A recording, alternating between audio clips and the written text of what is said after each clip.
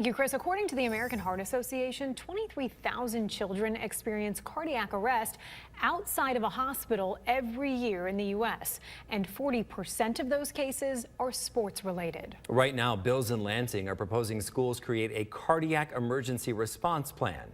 TV5's Trey Harris tells us what that would require coaches to have CPR and AED training. Trey.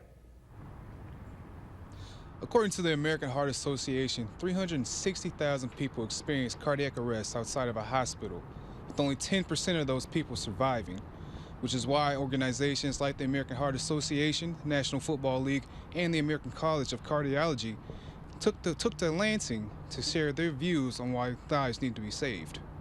This is the first step towards that, having a solid foundation to being prepared. The Michigan House of Representatives heard testimonies from different organizations in favor of passing two groundbreaking bills that would see new life-saving requirements added to schools, their athletic facilities, and areas hosting other school events. We need to be better prepared to respond to situations if somebody were to go unresponsive and to where AED would be needed along with CPR. Tina Eisenbeis has been advocating for this type of reform since the untimely death of her daughter 6 years ago, after passing away from long QT syndrome and not having enough people properly trained in CPR or how to use an AED machine. You never know when you're going to need to administer CPR and use an AED.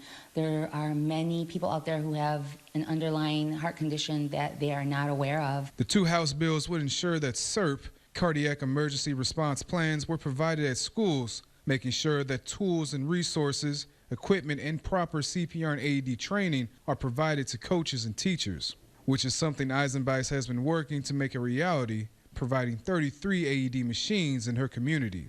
Most of these children don't have warning, and they just collapse.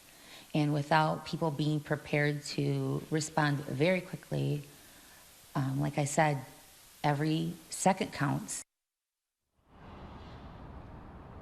As of today, both legislations have only been introduced in the House. They'll now have to be passed by both the House and Senate to be signed into law by Governor Gretchen Whitmer. Live in Flint, Trey Harris, WNEM TV5.